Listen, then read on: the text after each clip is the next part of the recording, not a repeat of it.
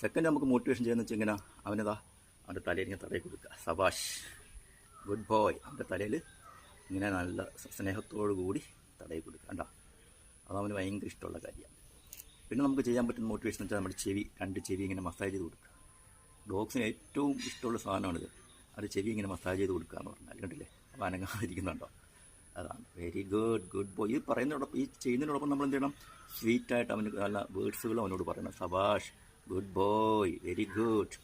പിന്നെ ചെയ്യാവുന്നൊരു കാര്യം വെച്ചാൽ ചെസ്റ്റ് കണ്ടേ, ഗുഡ് ബോയ്. ഇതും ഡോഗ്സിന് ഭയങ്കര ഇഷ്ടമാണ്. ചെസ്റ്റിൽ മസാജ് ചെയ്ത് കൊടുക്കുക. ഗുഡ് ബോയ്, ഗുഡ് ബോയ്, ഷവാഷ് ഷവാഷ്.